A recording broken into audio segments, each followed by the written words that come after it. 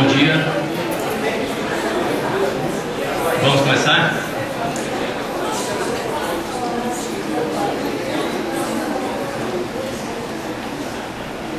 Senhoras e senhores, bom dia. Sejam bem-vindos ao evento Debate Público da Redução da Maioridade Penal. Esse é um evento que está sendo realizado pelo Ministério Público, pela Defensoria Pública, pelo Tribunal de Justiça, sendo realizado também pelo setor de pesquisa profissional e adolescente em conflito com a lei da Universidade de Anhanguera.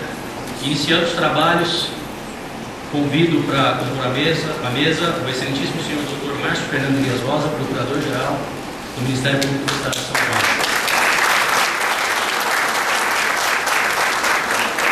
Na sequência, convido o excelentíssimo senhor desembargador Eduardo Cortes de Freitas Gouveia, digníssimo coordenador da Coordenadoria da Infância e da Juventude do Tribunal de Justiça do Estado de São Paulo. Convido ainda o excelentíssimo senhor Dr. Bruno Dias Napolitano, segundo subdefensor público-geral do Estado de São Paulo, neste ato representando o defensor público-geral do Estado.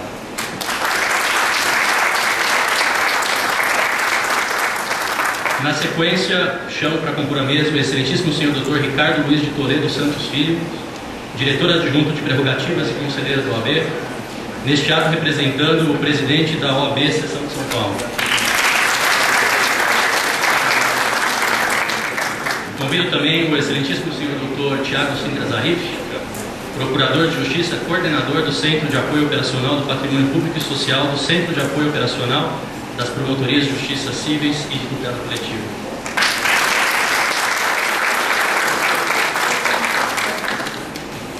A excelentíssima senhora doutora Fernanda Beatriz Gil da Silva Lopes, coordenadora do Centro de Apoio Operacional da Infância, Juventude e Idoso do Ministério Público do Estado de São Paulo.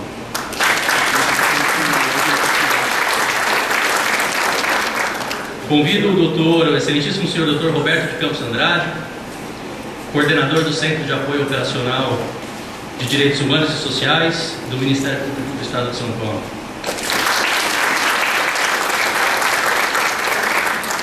Convido ainda a colega, a excelentíssima senhora doutora Mara Renata da Mota Ferreira, defensora pública, coordenadora do Núcleo Especializado de Infância e Juventude da Defensoria Pública do Estado de São Paulo.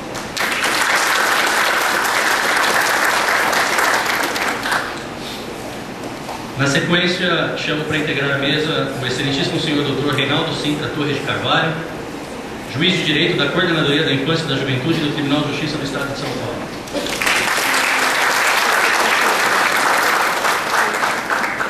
Representando o Núcleo de Estudos e Pesquisas Adolescente e Gestão Pública, da Universidade de Anhanguera, convido para integrar a mesa a excelentíssima senhora doutora Inandi Pereira.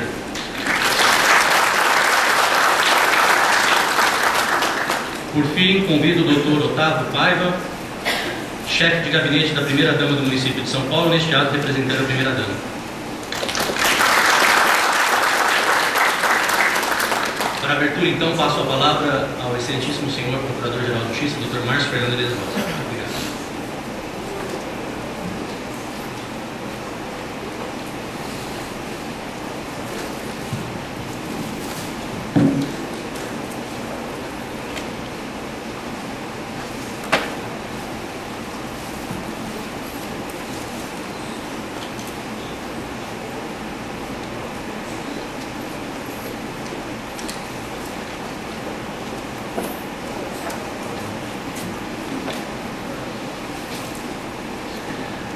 Bom dia a todos, sejam bem-vindos ao Ministério Público do Estado de São Paulo, a esse auditório, que eu costumo chamar de Espaço da Cidadania, Auditório da Cidadania, onde o Ministério Público tem a pretensão de reunir representações da sociedade civil, dos poderes do Estado, das instituições democráticas, para o debate das questões ligadas à cidadania.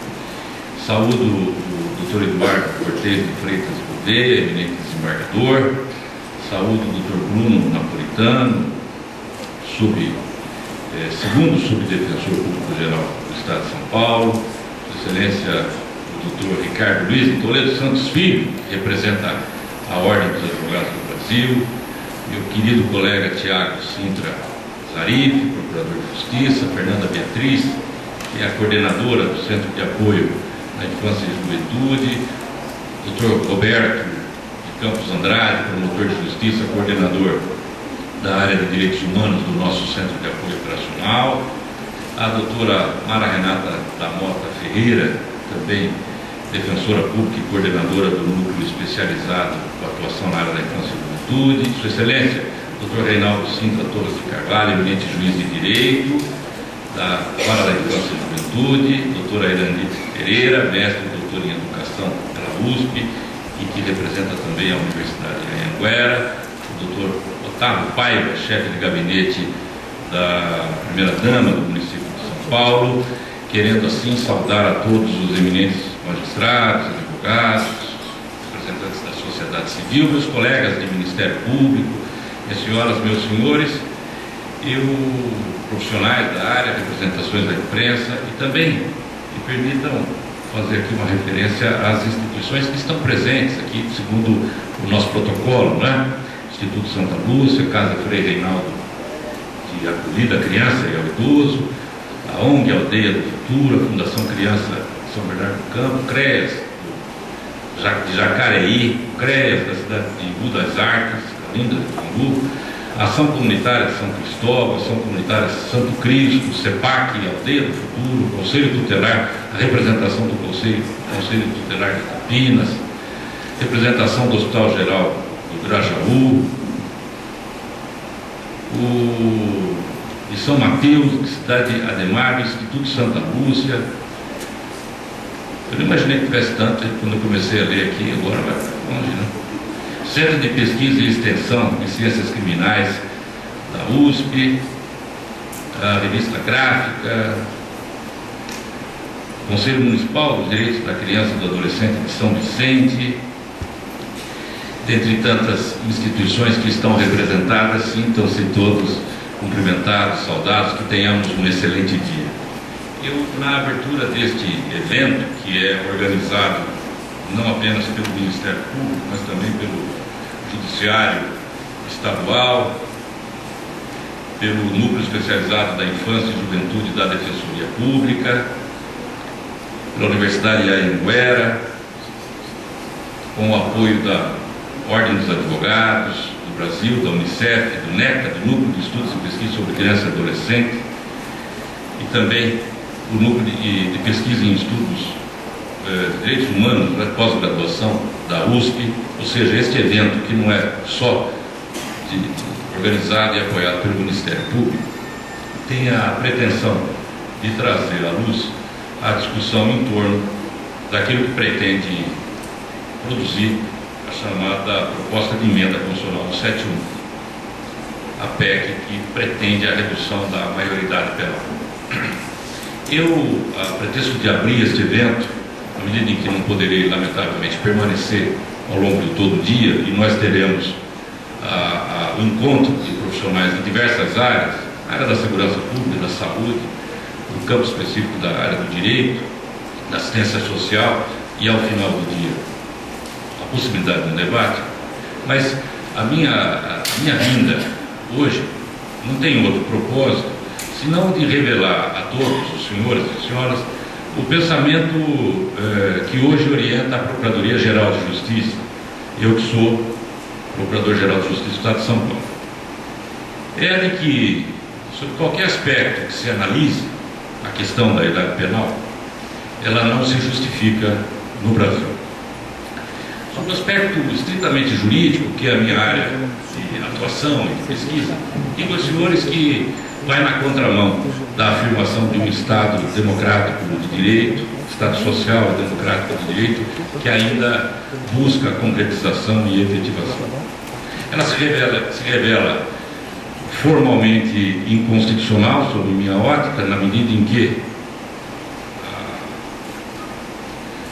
a garantia, né, estabelecida no sistema constitucional não se constitui em apenas uma regra constitucional, mas ela é extraída de um valor constitucional, uma alma na Constituição de 88, que é o primado da dignidade da pessoa humana dignidade da pessoa humana, que tem a pretensão também de proibir qualquer tipo de excesso, sobretudo excesso na atuação do Estado, e o Estado também atua muitas vezes pelas mãos do legislador.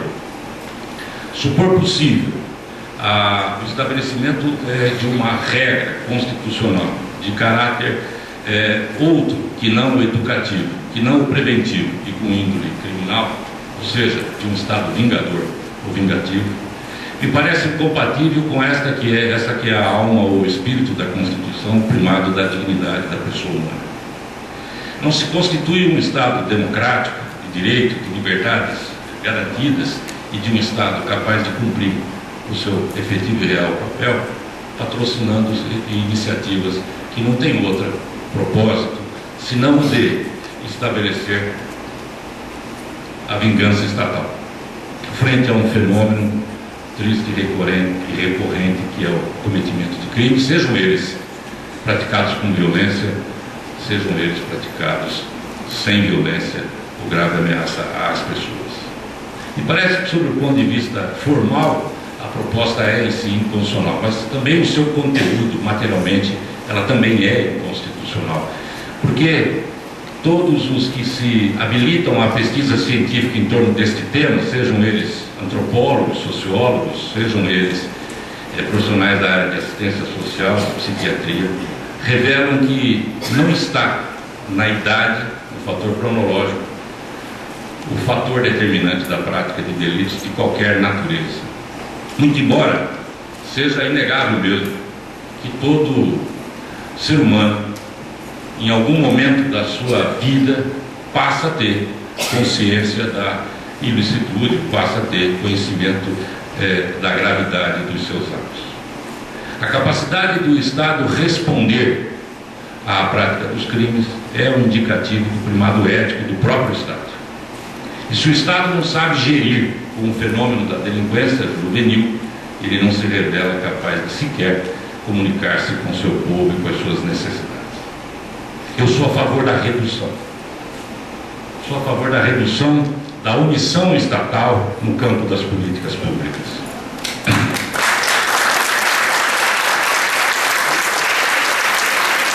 Sou a favor da redução da ineficiência investigativa do Estado.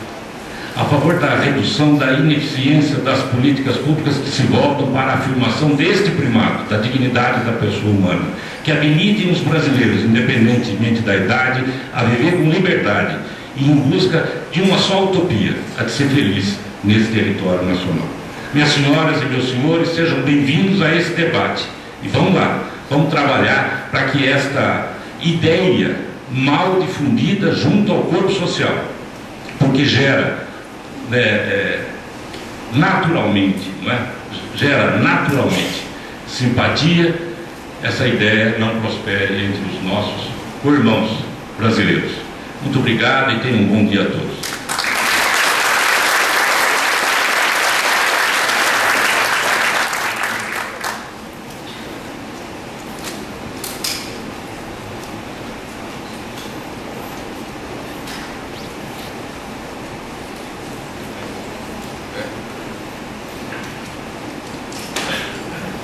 Agradecendo o Dr. Márcio pelas palavras. Nesse momento, convidamos a mesa de abertura do evento para tomar assento nas primeiras fileiras do auditório para acompanhar os debates. Muito obrigado.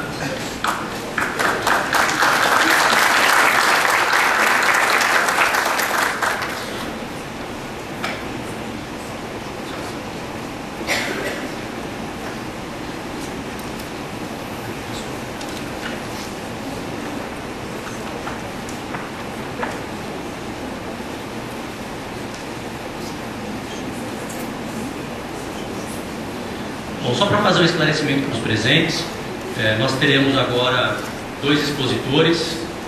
As exposições elas serão efetuadas pelo período de meia hora cada expositor. Depois das exposições teremos 2 debatedores para debater o tema e um moderador, que no caso será a nossa colega Mara, para acompanhar o desenvolvimento dos trabalhos, o controle do horário, e depois teremos 1 hora de debate com o público. A nossa ideia é de que não haja formalismos nesse momento do diálogo, da forma como o debate se transcorrer, da forma como os serviços, o nosso trabalho aqui, o evento, mostrar uma dinâmica mais adequada, mais eficiente, para que possamos discutir efetivamente a matéria, assim o será. Então, nesse momento, dando início à segunda fase dos trabalhos, eu convido para compor a mesa o Dr. Renato Sérgio de Lima. O Dr.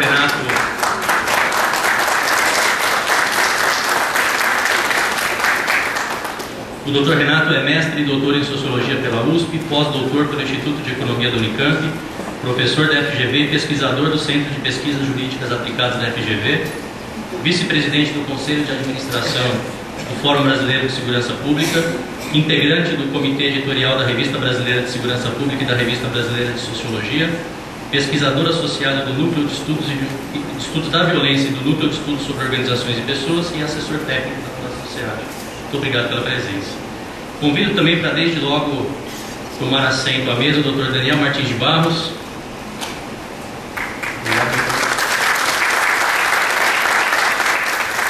O Dr. Daniel é psiquiatra, professor colaborador da Faculdade de Medicina da USP, coordenador do Núcleo de Psiquiatria Forense do Instituto de Psiquiatria do HC.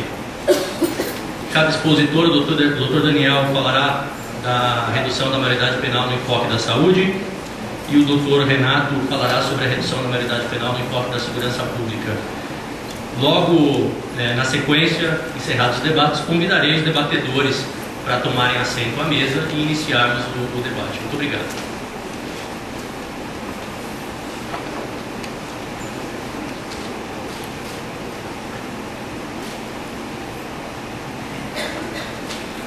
Bom dia. Tudo bem? Tá bom. Eu sempre fico aflito assim quando eu estou cercado de promotor, advogado, juiz. A gente não é da área, né? Sei lá, vai que eu falo alguma coisa e saio preso daqui, você nunca sabe, né? O que pode acontecer. É mais ou menos quando você vai no médico, né? Quando você não é médico, você também fica meio ressabiado. Vai, o que esse homem vai falar aqui, né? Então a gente fica meio ressabiado, mas é um prazer para mim realmente estar aqui. É uma honra participar desse debate, nessa casa de excelência. Eu acho que a gente só tem a enriquecer. Acho que a gente só... o meu objetivo aqui é tentar ajudar a gente a pensar a questão. Eu até costumo brincar, se você já tem uma... Brincar meio a sério, né? Se você já tem uma opinião formada, assim, fixa, eu já sei, eu sou contra, eu sou a favor, eu já tenho minhas convicções, sou plenamente convicto, você não precisa mais pensar, né? Pensar, nesse caso, é um gasto de energia à toa, porque pensar significa poder mudar de opinião, poder rever os seus conceitos, poder questionar as suas próprias convicções. Isso, na essência, significa pensar. Só que pensar dá muito trabalho, né?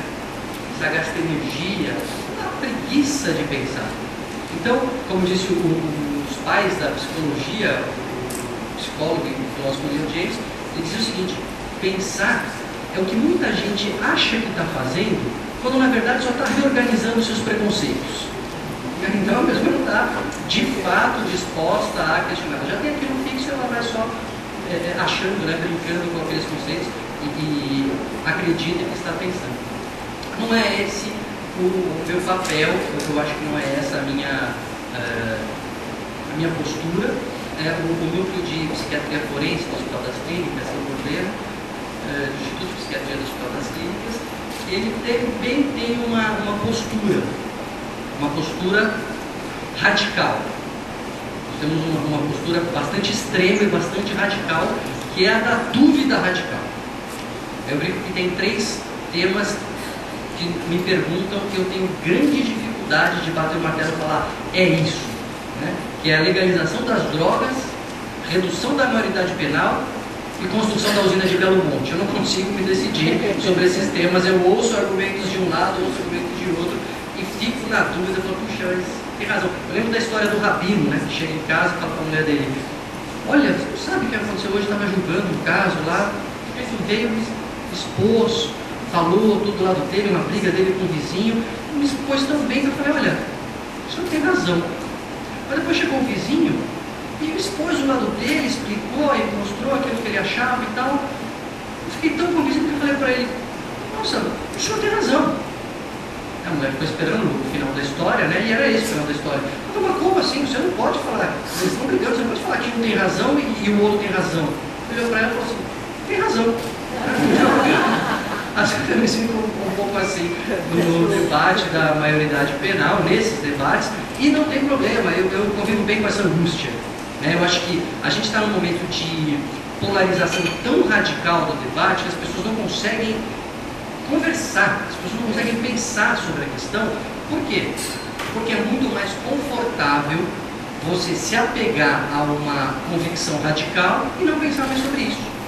A posição da dúvida, a posição do questionamento, a posição de rever as suas posturas, as suas convicções, é uma posição angustiante, é uma posição incômoda, mas tudo bem, a gente está aqui para lidar com esse incômodo e para, a partir dele, construir um conhecimento.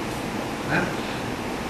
Acho que a primeira coisa, então, que eu queria já de cara deixar para vocês, é que eu não venho aqui para dar respostas.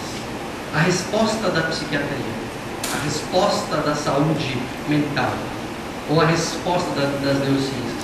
Eu venho aqui trazer as dúvidas que o nosso conhecimento traz para esse debate. Porque com as dúvidas que a gente lança aqui, talvez as pessoas pensem de uma outra maneira e acabem decidindo, porque no final das contas a gente precisa decidir. Tá muito legal, Daniel, seu papo filosófico aí e tal, mas a gente precisa votar sim ou não, e aí? Ok, mas para que a gente chegue a isso, a gente não pode se furtar a alguns elementos, a pensar alguns elementos que muitas vezes não estão postos nesse debate. Então, é isso. Em primeiro lugar, eu acho que dizer que a gente vem trazer algumas dúvidas, trazer alguns questionamentos, porque eu não acho que seja cabível, ou eu não acho que seja suficiente a gente lançar essa pergunta para as ciências naturais. Acho que muitos vão concordar comigo aqui, que assim, a decisão sobre em que momento a pessoa se torna responsável pelos seus atos é uma decisão essencialmente social. Como que ela vai ser construída? Ela vai ser construída a partir da sociedade. E aí, o Ministério Público, enfim, legislativo, executivo, enfim, os mecanismos representativos da sociedade, mas é uma decisão social. Não é possível, não é razoável a gente esperar que um médico, um neurocientista, o atual estado de conhecimento traga uma resposta definitiva. Sabe por quê? Porque as respostas da ciência sempre mudam. Não sei se vocês já repararam isso, mas a gente está dizendo, o cientista está dizendo uma coisa hoje, afirmando, amanhã ele está afirmando outra diferente. Isso fica, eu gosto de dar um exemplo que isso fica muito claro quando a gente fala do que faz bem e o que faz mal na dieta, não é assim? Pega ovo, né? Até os anos 60 ninguém falava de ovo, nos anos 70, anos 80 o ovo fazia mal, agora nos 90, nos 2000 o ovo faz bem.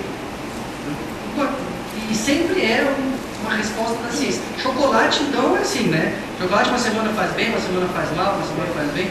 A última vez que eu li, fazia bem, e falei, agora não leio mais, né? Porque assim eu não vou poder continuar comendo sem culpa, porque daqui a pouco eu leio, faz mal de novo, vou ter que parar de comer. Então, as respostas da ciência, elas são sempre transitórias. E também não tem problema, porque ciência é assim. O conhecimento é feito para poder ser negado, confirmado, e é assim que o conhecimento avança. Se a gente trouxesse uma resposta fixa, a gente não estaria produzindo uma resposta científica, a gente estaria produzindo um dogma. Dogma que não pode ser questionado. A resposta científica, ela existe para ser questionada.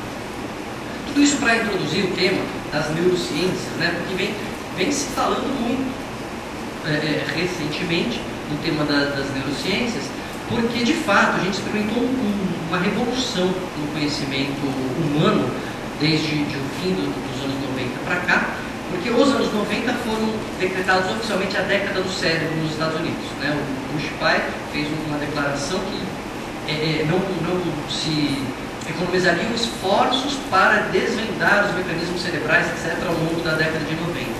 E isso injetou recurso, dinheiro, mão de obra, RH em pesquisa, etc., e o conhecimento do cérebro teve um boom inédito na sociedade humana, e os exames de neuroimagem começaram a se proliferar. Uma coisa muito interessante, um dos dados que trouxe, que tem a ver com o nosso debate, foi a velocidade de amadurecimento do sistema nervoso central. O nosso cérebro não nasce pronto. Aliás, quem já viu uma criança sabe que o ser humano não nasce pronto. O ser humano ele vai sendo construído como ser humano. E o amadurecimento do cérebro, os últimos detalhes que vão sendo feitos, o que a gente chama de mielinização. O que é isso? É como se fosse um encapamento dos fios do cérebro, de uma forma assim didática. E isso é feito, por último, no cérebro, de trás, mais ou menos de trás para frente. Ou seja, a última área a ficar pronta, nesse sentido, é a área frontal do cérebro. E qual é a importância disso? A importância é que a área frontal, o lobo frontal e sobretudo o pré-frontal, bem atrás da testa, é a área do cérebro responsável pelo nosso autocontrole, pela nossa capacidade de prospecção de futuro, de você analisar a situação, pensar no que você vai fazer, antever as consequências, se planejar de acordo. É o que eu brinco que diferencia os meninos dos homens, separa os meninos dos homens, é o que nos permite adiar gratificações, por exemplo, etc. Tem um estudo muito interessante, vocês podem ver os vídeos desse estudo no YouTube, que é o teste do marshmallow, o famoso teste do marshmallow, que o pesquisador chegava para as crianças, crianças ali, às vezes 8 anos, às vezes mais novas, até 4 anos, imagina, e dava um marshmallow, deixava para a criança lá, fulaninho, vou deixar esse marshmallow aqui com você, se você quiser você pode comer, tá? Ele é seu. Agora eu vou sair da sala, e daqui 10 minutos eu volto. Se você não comer esse marshmallow, você ganha outro. É quase uma tortura, para a criança deixar ela 10 minutos ali. E é muito engraçado ver o vídeo das crianças, tem umas que fecham o olho, então o ouvido começa a cantar, tem umas que ficam cheirando o marshmallow, tem umas que comem, o pesquisador fecha a porta quando chega o livro inteiro. Porque essa capacidade de você adiar a gratificação em função de uma gratificação maior no futuro, ela não está pronta na criança. E ela vai ficar pronta por último, é a última coisa que termina de ficar pronta no ser humano, e isso os exames de neurociência vêm revelando que se dá por volta do início da idade adulta. 18, 19 anos, por aí. Lógico que em biologia sempre tem uma variação, mas em média em torno aí de 18 a 20 anos. Puxa, e não é interessante que é mais ou menos a idade da maioridade penal que se veio desenvolvendo ao longo da história da humanidade? Ah, Daniel, mas isso varia muito de lugar para lugar. É verdade. Na Idade Média não tinha idade, você podia condenar a criança. Aliás, na Idade Média tinha tribunal para julgar porco. O porco assassinou o vizinho, e aí fazia o tribunal, julgava e enforcava o porco. E aí o conhecimento, a consciência da sociedade vai amadurecendo, você vai entendendo melhor como é que funcionam as pessoas, como é que funcionam os seres humanos, e você vai estabelecendo parâmetros. E desde sempre, desde que se caiu a ficha para a humanidade, que olha, criança não dá para pagar pelo que faz, a criança não sabe o que está fazendo. Agora, o adulto também não pode dar desculpa de que não sabia, senão a gente não consegue nem estruturar um sistema. Desde que se criou esse dualismo, nessa diferença entre a criança e o adulto são, logicamente, escutando aí as pessoas com transtornos mentais, etc., surgiu a dúvida de, tá bom, então, onde a gente coloca o sarrafo, Qual é a altura que a gente coloca o sarrafo? Não, a partir daqui o sujeito responde, abaixo daqui ele não responde. E aí, esse é um tema bastante debatido no mundo, as respostas variam bastante no mundo, tem documentos da Unicef mostrando assim, que o leque é bastante amplo, mas ninguém, ou na maioria dos países, não se apena abaixo da adolescência e não se espera acima dos 18 anos de forma geral para submeter o sujeito ao Código Penal, vamos dizer assim, para simplificar. Não que no Brasil, se a gente pensar no Brasil, não é que abaixo de 18 anos o sujeito ele não responde. Ele responde, não é que ele não tem uma responsabilidade qualquer, ele tem alguma responsabilidade. Ele não responde no Código Penal, mas tem o Estatuto da Criança e do Adolescente que traz sim uma responsabilização e até, porque não, uma pena. É que não é pena, estricto senso, eu já vejo advogado vivendo com a cara torta, assim, balançando a cabeça, que não sabe o que está falando. Eu sei que não é pena, né? Mas não deixa de ser lato sensu a medida de internação, de disfunção educativa de internação, e mesmo algumas modalidades de não internação, são sim uma forma de apenar o sujeito, de responsabilizá-lo. Só que o viés não é criminal, o viés é socioeducativo. Por que isso? Qual é a orientação? O que está por trás dessa orientação?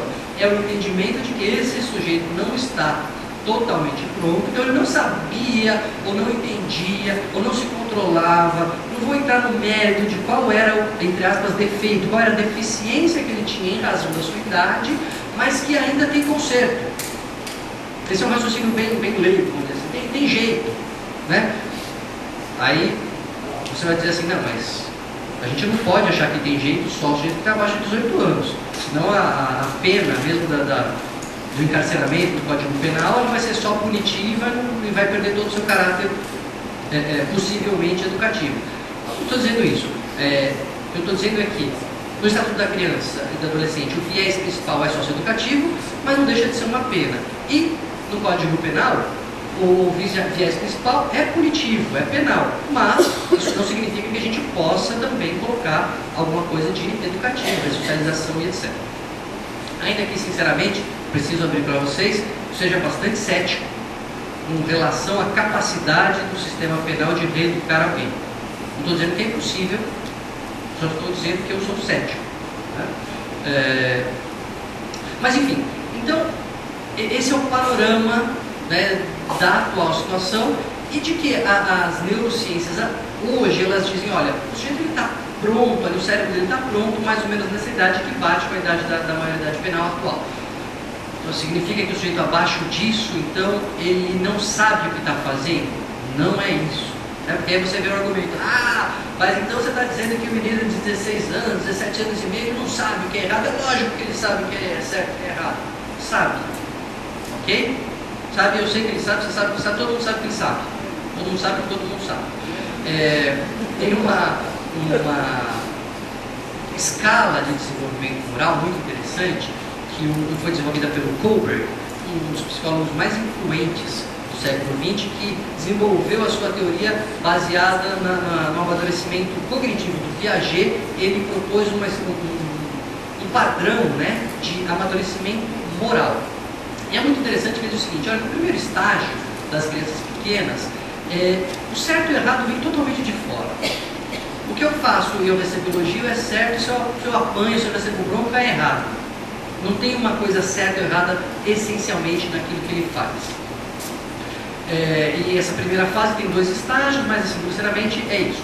No segundo estágio, segunda fase, o certo e o errado ainda vem de fora, mas não é em termos de punição ou em termos de recompensa, mas é o olhar para o outro, o que o outro está fazendo.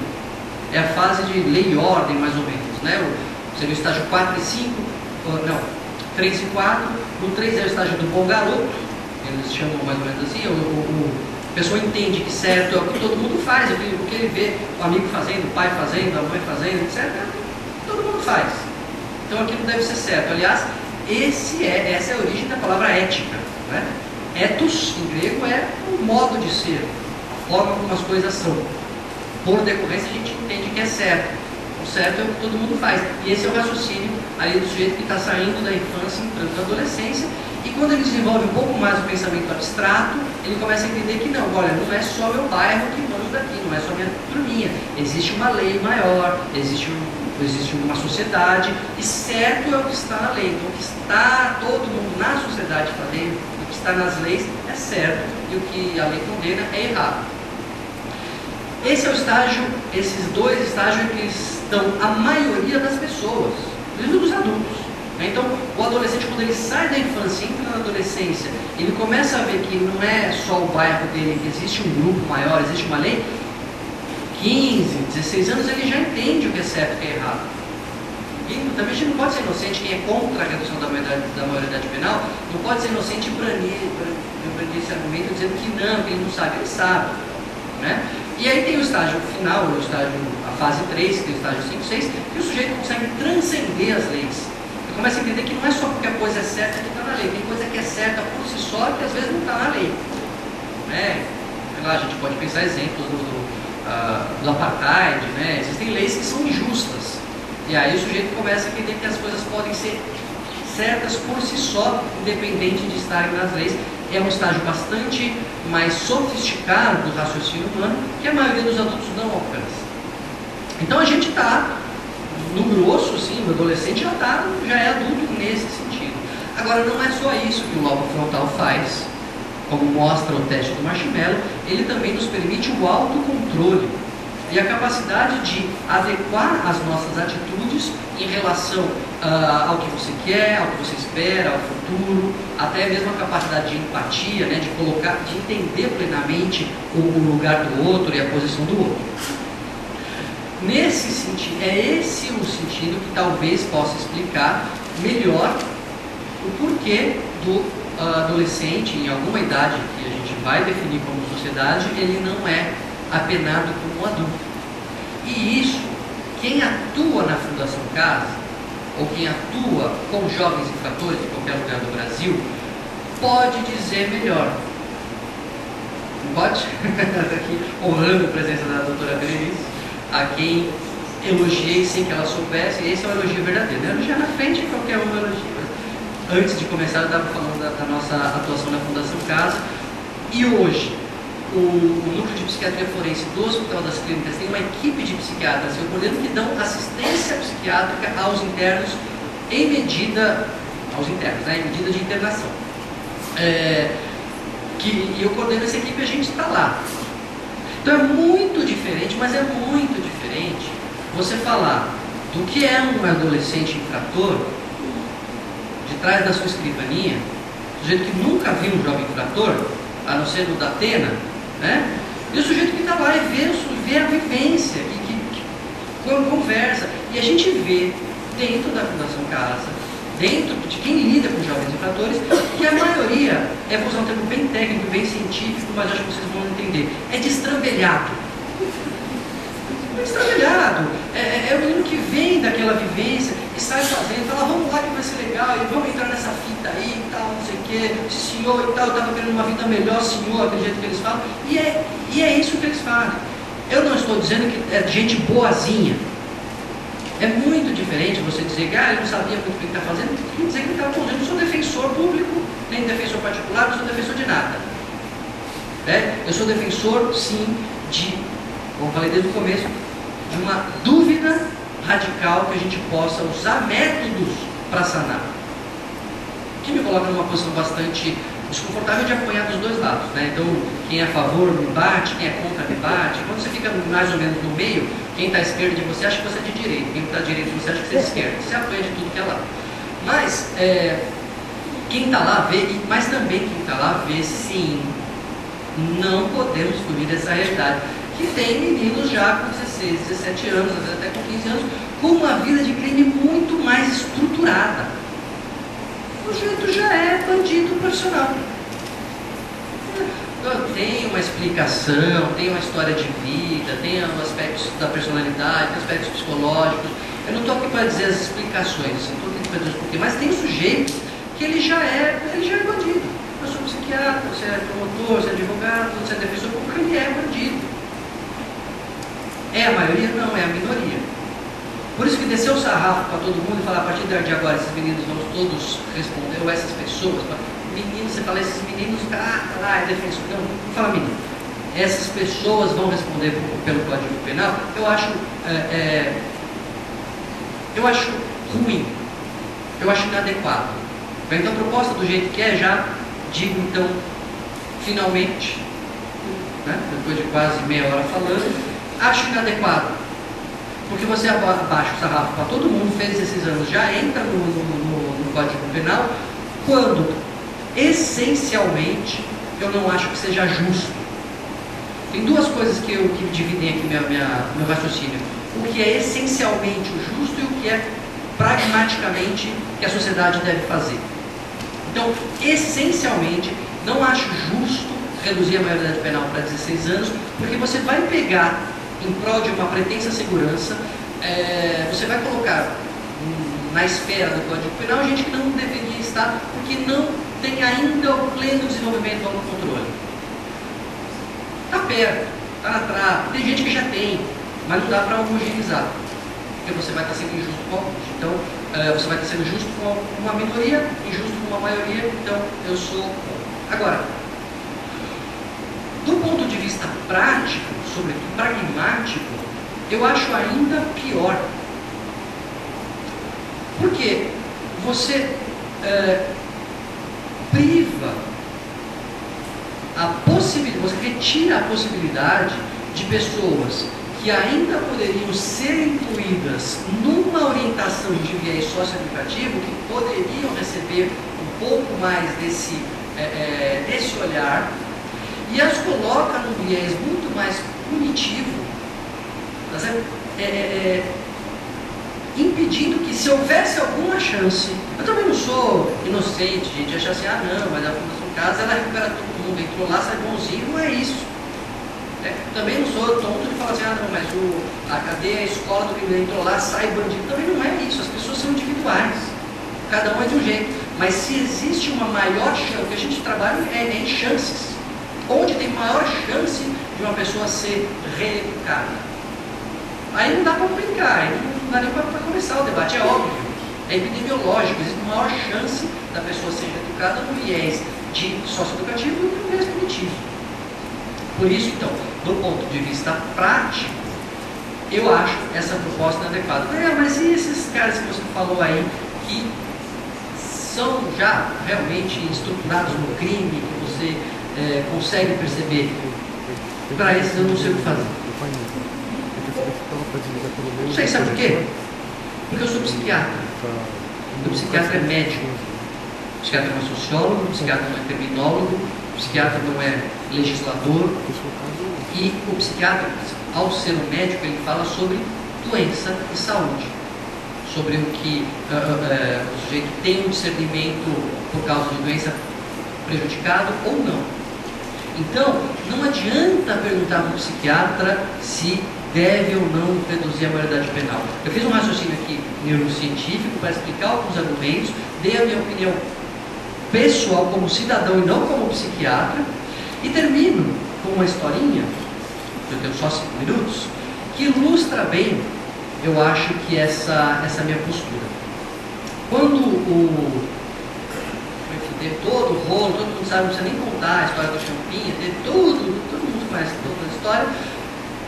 Em algum momento da história foi acionado o Instituto de Psiquiatria, o Núcleo de Psiquiatria Forense, para fazer uma avaliação dele. Foi quando ele ia poder sair da Fundação Casa, não pode sair, o sujeito desse não pode ir para a rua e tal. Bom, pediram para a gente fazer um laudo.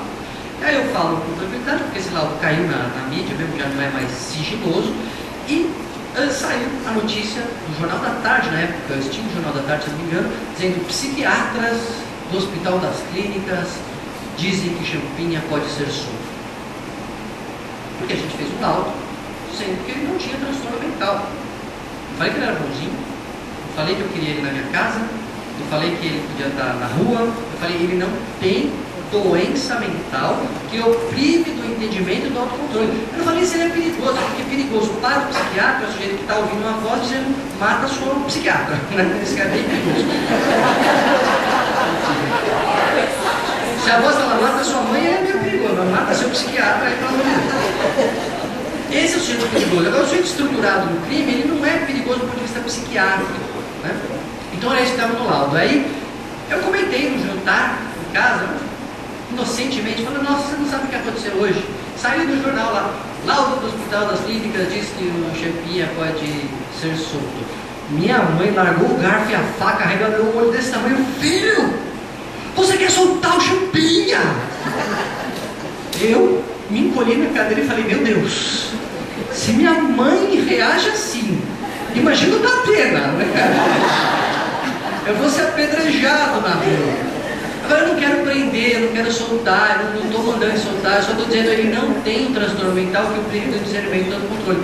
E é isso que a ciência pode oferecer por enquanto, porque as nossas respostas são provisórias. A sociedade usa o que quer, da forma que quer, mas não pode também se iludir, achando, agora descobriu, está lá na Bíblia da ciência. Não tem Bíblia na ciência.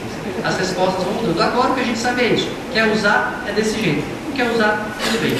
Então são essas dúvidas que eu tinha para expor para vocês. Falei um pouco da minha opinião pessoal, falei da nossa vivência na Fundação Casa, depois estou aberto ao debate aí, e apanhar dos dois lados. Não se furtem a me bater, que eu estou acostumado. Muito obrigado.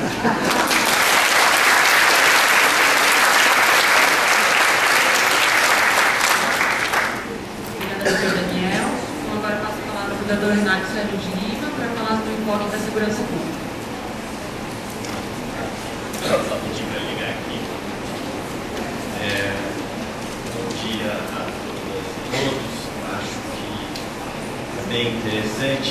Conversando com o Mirandi um pouco antes do início do evento, por mais que esse seja um tema que eu esteja próximo nos últimos anos, não é o tema central da minha militância. Eu acho que essa é a grande questão, de tentar trazer uma perspectiva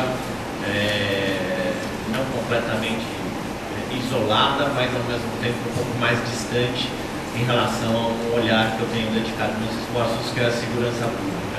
Fazendo uma brincadeira aqui com a fala do nosso mestre de cerimônias, dizendo que o evento, a ideia agora é ter um evento mais informal possível. Então eu queria abandonar esse monte de títulos que ele me anunciou, né, todos os requisitos acadêmicos, políticos, e falar do meu ponto de partida, do meu olhar.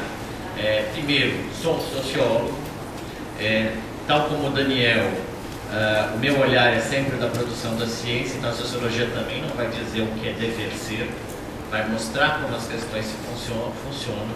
Então acho que essa é basicamente uma questão fundamental.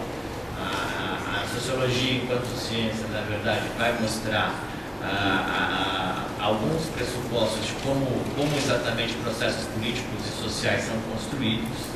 Sempre lembro de um sociólogo que talvez vocês conheçam, que é o Norbert Elias, que vai ter um livro muito interessante que diz que até mesmo o nosso tempo é uma construção social. O nosso tempo hoje, uma sociedade precisa dividir em milionésimos de segundo, não necessariamente foi assim antes. Nós tínhamos um outro momento, um outro tempo de vida, uma outra questão. E pensar tanto o problema da maioridade penal quanto o problema da segurança pública também nos remete a pensar um pouco a sociedade em que vivemos e de que modo que ela se organiza, que ela se estrutura e que de algum modo como é que a gente... qual é a distância, por exemplo, entre os direitos estabelecidos na Constituição de 1988, nosso marco legal, e a realidade. E para falar nessa questão fundamental, partindo desse debate, eu gostaria muito de falar a partir de um meu outro olhar, que é um olhar de militância na produção de conhecimento sobre crime, criminosos e segurança pública. Então, mais de toda uma carreira de atuação na produção de estatísticas públicas, reconhecendo que estatísticas públicas também são construções sociais, políticas e institucionais, ou seja, meu olhar vai ser no Estado, sobre como o Estado faz as respostas públicas, quais as políticas públicas que nos permitem ter um quadro hoje que, de partida, nós estamos aqui diante de uma enorme disputa por narrativas. De um lado, uma narrativa em que é fundada no pressuposto da garantia de direitos, na questão da primazia dos direitos humanos, e de outro lado, uma vontade de punição exacerbada e uma vontade de punição que faz, por exemplo, segundo várias pesquisas, nós não temos tempo para poder citá-las todas, mas isso a gente pode depois, eventualmente, reconhecer que o Estado brasileiro, por meio das suas instituições, sejam elas as polícias, que eu vou falar um pouco mais, mas também Ministério Público, Poder Judiciário, tem como centro de política criminal uma ideia, um paradoxo aonde nós vivemos uma enorme impunidade na sociedade brasileira, com taxas de esclarecimento de delitos e de crimes muito grandes, e, ao mesmo tempo, uma vontade de punição por parte dos operadores da justiça e do sistema de segurança, que muitas vezes gera inequidade, gera injustiças e gera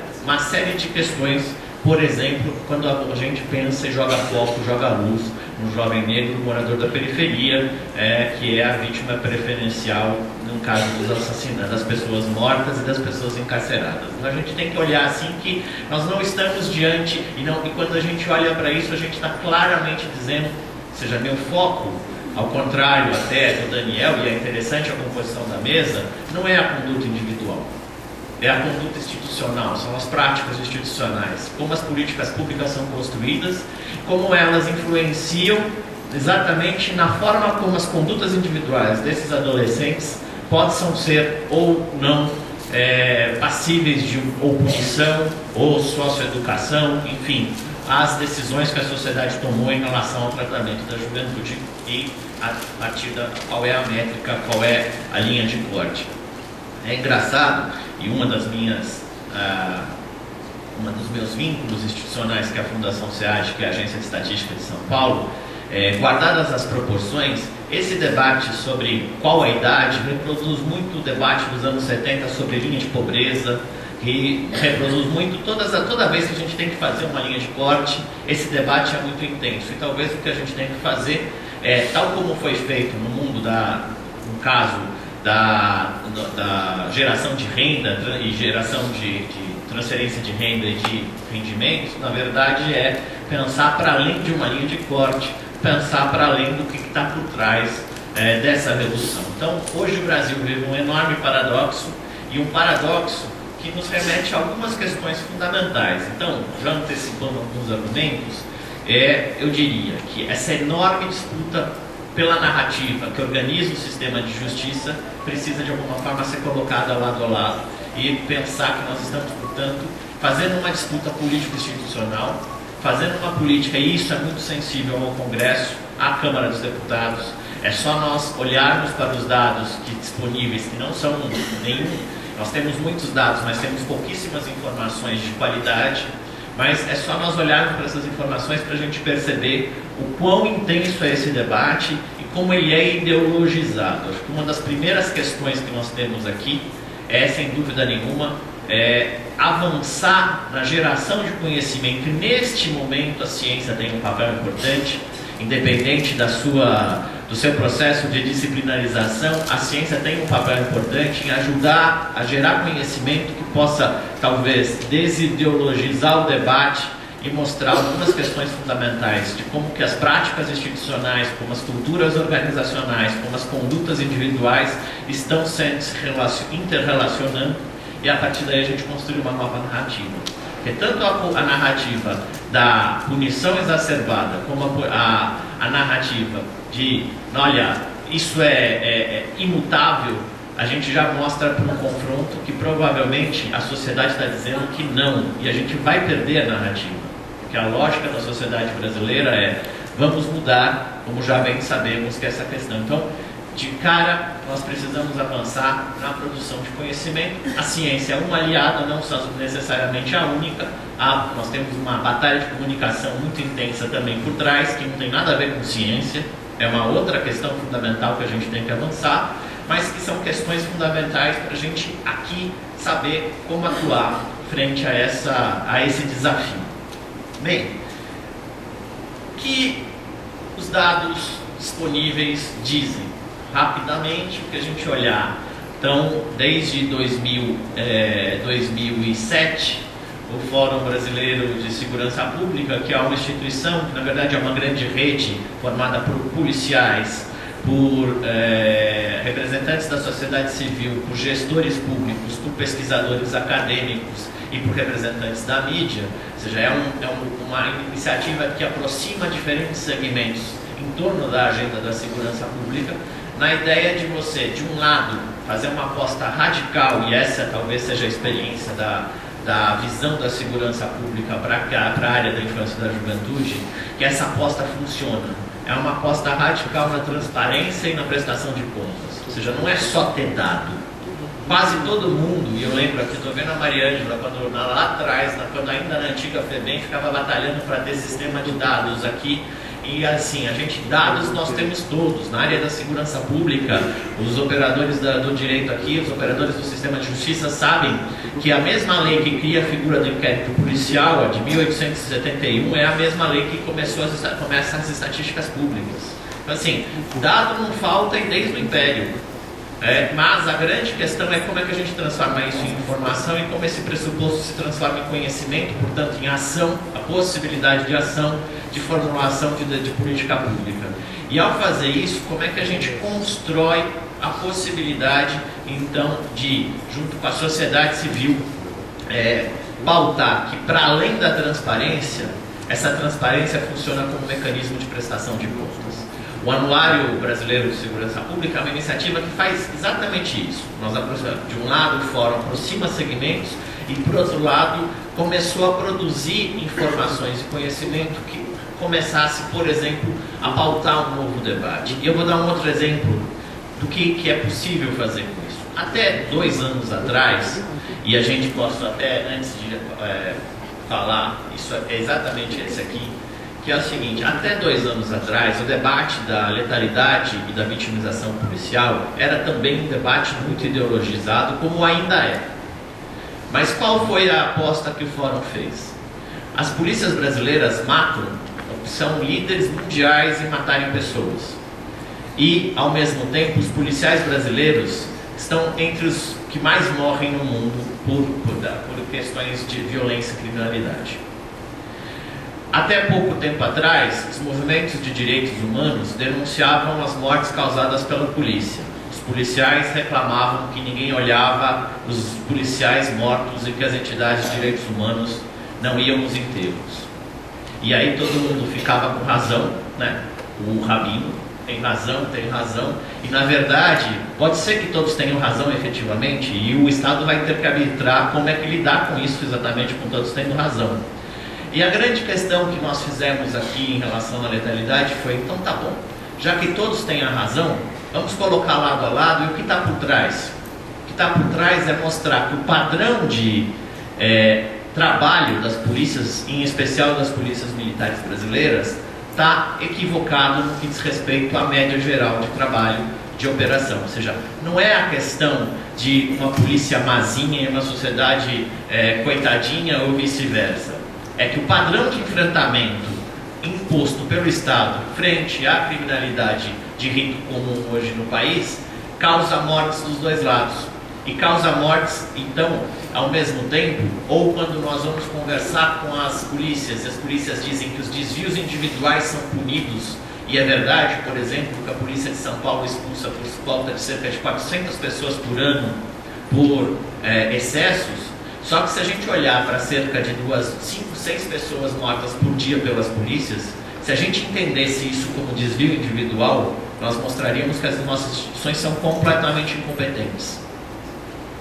Na verdade, nós não estaríamos conseguindo passar pelas academias e pelo sistema, ou seja, a questão é uma prática institucional que pode, deve, e aí, politicamente ser incentivada a ser transformada.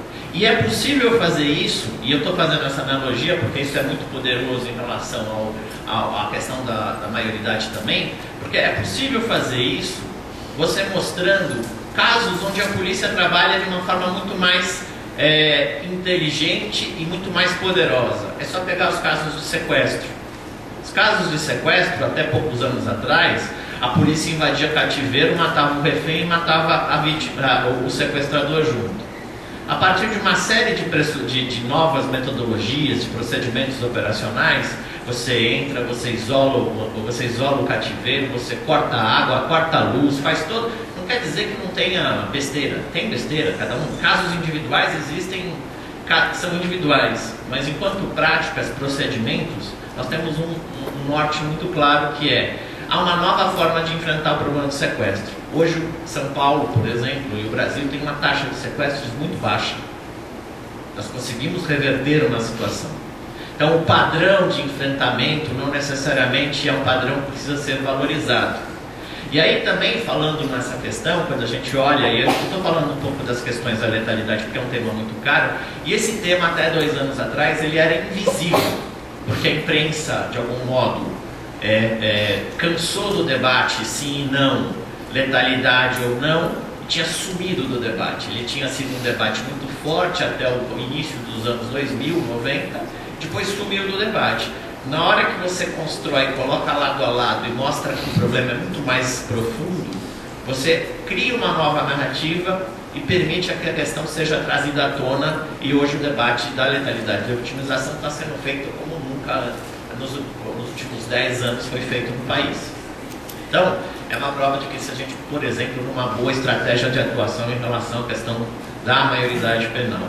E também tem uma série de questões, porque no limite, quando a gente olha para o policial e a gente olha para esse modelo de enfrentamento, a gente vai perceber algumas questões fundamentais em relação à resposta que vão derivar rapidamente para pensar a maioridade. Como eu disse, eu vou falar da segurança, não vou entrar no debate específico da maioridade ou dos adolescentes, porque eu sou um ignorante, quase ignorante nessa área, mas uma das questões fundamentais, por exemplo, quando a gente pensa culturas organizacionais. Quando a gente olha para as polícias, a gente constrói a identidade profissional dos policiais brasileiros na ideia que eles são heróis e que eles são policiais 24 horas por dia. Nesse momento, um policial corre 3 vezes mais riscos de morrer do que uma média da população e quase sempre, em 75%, fora de serviço. Ele não tem a farda, ele não tem um colega do lado, ele não tem a viatura, mas a sociedade espera que ele, por ele ser policial, ele tem que ir lá e enfrentar o criminoso. Ou ele é cobrado pela sua condição pelo outro chefe, pelo dono do bico. Enfim, nós temos aqui um quadro de profunda inequidade, onde a gente opõe vários atores e, ao mesmo tempo, provocando as demais instituições. Hoje nós temos uma realidade, eu vou chegar na questão da juventude, mas eu queria só fazer uma rápida, onde a gente tem baixíssima confiança da população nas instituições. Nós temos em média 30%, aqui 32% das pessoas entrevistadas pelo índice de confiança na justiça da Fundação Getúlio Vargas confiam na polícia e 33% no Poder Judiciário, e mesmo o Ministério Público aqui, esta casa, 48%, ou seja, a maioria não confia nem mesmo no Ministério Público, que tem uma imagem institucional mais positiva. Nós temos, na realidade, aqui no país, onde os indivíduos têm mais força que as instituições, mais da metade da população acredita que os policiais, pessoas, são honestos, os juízes são honestos, e poucas pessoas acreditam nas instituições, polícia, Ministério Público, Poder Judiciário. Então, aqui temos uma questão sócio-jurídica muito importante a ser pensada, e, na realidade, ao mesmo tempo, nós temos uma discussão onde, no limite, até pela própria questão do desempenho institucional, que é onde eu vou fazer o vínculo com a questão da juventude, nós temos um problema sério, onde o Brasil optou por dar protagonismo e as polícias militares no país, e hoje elas são as que definem a clientela do sistema de justiça. Não são os juízes que definem o que vai acontecer com os jovens, não são os promotores que definem, mas são as polícias militares, e mais ainda, são os praças e não os oficiais da ponta que vão definir o limite entre o legal e o ilegal, e quem vai ser na prática objeto da atenção do sistema de justiça. Por quê? A Polícia Civil, em tese, a única responsável, mas sem dúvida nenhuma a gente sabe que não dá para cobrar da Polícia Civil exclusividade nisso. Nós temos uma baixíssima taxa de esclarecimento de crimes. Na média, 8% dos crimes de homicídio são esclarecidos no país, segundo a Estratégia Nacional de Segurança Pública. Aqui em São Paulo, só 4% dos roubos são esclarecidos. Quem vai definir a maior parte da clientela do sistema são as prisões em flagrante, feitas por quem?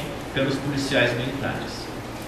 São Paulo ainda tem alguns procedimentos operacionais padrão, mas na média do país, muitos adotam o que vai ser definido como legal e ilegal pelos policiais e pelos policiais da ponta. E, na medida do possível, quando a gente for olhar, segundo os dados segundo os dados do mapa de encarceramento recentemente concluído, nós temos uma realidade onde os jovens, e aqui segundo os próprios dados do anuário, onde os jovens negros são 18,4% mais encarcerados no país e 30,5% mais assassinados no país. Se a gente está dotando de protagonismo uma instituição, como os dados de violência e letalidade mostraram, nós temos uma enorme crise no modelo de enfrentamento. Tem um público muito explícito que está sendo objeto da clientela, da atenção da instituição. Nós temos aqui um problema seríssimo e que não dá para ser cobrado exclusivamente das polícias militares. Ok, elas têm uma enorme responsabilidade, tem algum oficial aqui presente, além do pessoal da segurança, que tem um oficial da polícia militar, seria importante, porque assim, esse é um debate que eles também precisam estar presentes. Porque, na prática, o que está em jogo é a forma como o Estado está optando por deixar a polícia militar trabalhar. E aí vale uma atenção especial sobre qual é o olhar do Ministério Público em relação à atividade das polícias.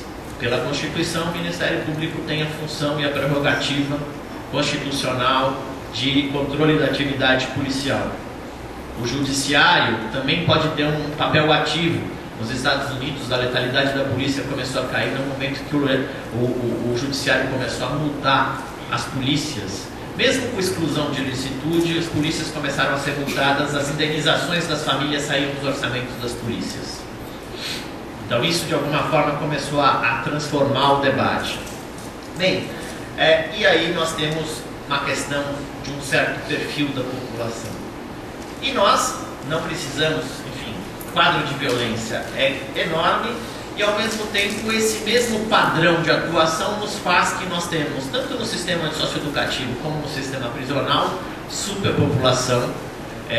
Nós temos cerca de 40%, 45% das pessoas ou internadas ou em presas, cumprindo medidas ou sentenças, ou na verdade, cumprindo presas por motivos de crimes patrimoniais, por roubos. Só 11% envolvendo latrocínios e homicídios. Então a gente já começa a pensar assim, olha o debate como está sendo feito, e a gente quer agravar penas para homicidas. A própria instituição, o próprio Estado não consegue fazer com que o sistema de justiça deixe de priorizar um determinado tipo de delito, a dimensão patrimonial, e passe a focalizar a questão da vida. Teoricamente, as medidas de internação seriam reservadas àqueles crimes mais graves. 25% são de tráfico de drogas, só 11% de homicídios. E esses números são muito parecidos com o sistema prisional. Portanto, nosso judiciário está adotando como régua mais ou menos o mesmo critério, já que as duas instituições têm mais ou menos o mesmo padrão de comportamento. Nós vamos reduzir a maioridade penal, ou queremos pelo menos aumentar o tempo de internação, quando poucos são os jovens que cumprem os 3 anos de internação. Numa média de menos de 1 ano, eles são liberados a partir dos relatórios técnicos para poder fazer o turnover, porque também não temos vagas. E muitas vezes nós temos relatos orais, muitos de vocês sabem que quando a gente inaugura uma unidade nova, o juiz da comarca de interior em especial, que antes não internava, passa a internar porque agora ele tem a sua unidade. O que está em jogo aqui é que a gente está propondo, o debate está sendo feito a partir de uma narrativa extremamente punitiva. Eu já recebi o meu cartão amarelo aqui. O que está em jogo na prática é um debate em relação a como que a gente vai atuar. Da forma, se a gente quer fazer avançar, e eu acho que de alguma forma a dicotomia sim ou não está superada, a gente tem que entender para poder, ou mesmo tirar um pouco da pressão desse debate, se dispor a fazer uma discussão com base em critérios objetivos, sejam eles fornecidos pela ciência, ou sejam eles fornecidos pelas práticas institucionais, e uma delas talvez esteja no momento de pensar o desempenho institucional do Estado brasileiro. E sobre qualquer métrica, esse desempenho tem sido muito baixo em termos de garantia de direitos. Se a gente olhar a Constituição como nossa régua de valor, nossos valores, tanto jurídicos como morais, absolutos, assim, de como a nossa métrica, nós vamos ver que a gente tem um déficit de desempenho gigantesco das instituições do sistema, do sistema de justiça. E esse protagonismo exagerado das polícias militares, ao mesmo tempo, traduz uma opção por resolver problemas, e aí eu já estou entrando num campo de polêmica, onde a dimensão patrimonial dos conflitos, de alguma forma, o Estado brasileiro, desde a Constituição, resolveu. Resolve pensão alimentícia, dá cesta básica, protege várias questões, pagou mais de 50 mil anistias, a Comissão da Anistia do Ministério da Justiça, mais de 50 mil casos de anistia, pagou, mas não revoga a lei da anistia e não consegue punir torturador. Nós não conseguimos garantir a vida de 50 mil pessoas, se você pegar todos os dados, 60 mil pessoas que morrem anualmente. Ou seja, o Estado é extremamente ineficiente em garantir a vida no país. E aí nós vamos agora pensar que a gente quer aplicar esse mesmo remédio para a discussão dos adolescentes e pensar que a redução da maioridade penal é uma solução, é um remédio para que a gente consiga avançar em diminuir a criminalidade. Acho que esse é o grande debate. Pensar o desempenho das instituições é pensar que a solução que está sendo proposta no Congresso já não funciona há muitos anos. E agora esse, portanto, é um debate ideologizado que talvez nós percamos se a gente fizer na mesma arena. Se a gente fizer esse debate nos mesmos critérios do sim ou do não, a gente vai perder, porque nós, como sabemos, a sociedade brasileira está vivendo uma onda conservadora muito forte. Agora, se a gente quer ganhar, ou quer pelo menos impedir um retrocesso gigantesco, isso pode ser feito com uma aposta bastante radical na transparência, na prestação de contas das instituições e jogando luz ao desempenho institucional. Talvez aí esteja uma solução. No caso da segurança pública, é a única alternativa para a gente poder garantir a dignidade e garantir a vida. Muito obrigado.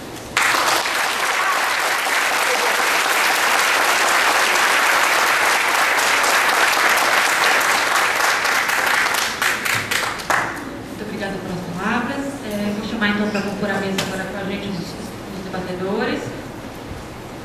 Doutor Eduardo Dias de Souza Ferreira, promotor de Justiça da Infância e Juventude da Capital, mestre e doutor em Direito pela PUC São Paulo, professor de Direito da Infância e Juventude e Direitos Humanos e assistente mestre e coordenador do Núcleo de Pesquisa em Direitos Humanos do Programa de Estudos Pós-Graduados em Direito da PUC, membro do corpo docente de cursos de especialização da Escola Superior do Ministério Público de São Paulo. E a Cristina Fumi Sugano Nagai, que é psicóloga do Núcleo da Infância e Juventude da Defensoria Pública de São Paulo, formada em Psicologia pela USP, com especialização em Psicologia da Saúde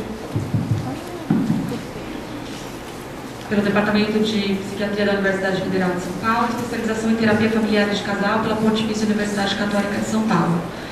Cada debatedor vai ter 10 minutos, acho que a gente começa com a Cristina, da Saúde, pode ser? Pode começar, Cris. Polemizar e debater um tema extremamente polêmico é uma tarefa árdua e difícil. Mas, de qualquer forma, eu quero partir da colocação de que a gente está diante de um fenômeno que ele é da violência e da criminalidade, que é complexo, é sistêmico, e fomos nós, enquanto sociedade e instituições, que construímos esses dados. E a gente está agora diante de uma grande possibilidade de construir novas alternativas. Como eu sou da área da psicologia, não tem como não perceber o movimento e a comoção nacional, até uma reação, muitas vezes, extremamente adversa e uma reação que é impeditiva da reflexão de ambos os lados. E o que eu quero colocar aqui é que, na verdade, a gente está diante de uma situação que é importante perceber que existem vítimas e existem as vítimas com as suas dores, e existem também as vítimas da sociedade, né? E que a gente está falando de dores que precisam ser vistas e que precisam de alguma forma serem atendidas. E é esse o nosso desafio. Então, a minha primeira questão, Dr. Daniel, a sociedade, principalmente a mídia, de uma forma bastante sensacionalista, ela coloca como se os adolescentes tivessem os traços de psicopatia e que o futuro desse adolescente está fadado realmente a se tornar um psicopata. E a gente vive isso diariamente de tal forma que as pessoas começam a pensar que realmente existem psicopatas em todas as esquinas, como se tudo se justificasse do ponto de vista psíquico, como se a criminalidade ou então o ato infracional ele fosse exclusivamente determinado por componentes emocionais e psíquicos. O que eu quero colocar aqui é que isso vai, na verdade, gerando na própria sociedade um sentimento de que não existe possibilidade de recuperação de um sujeito.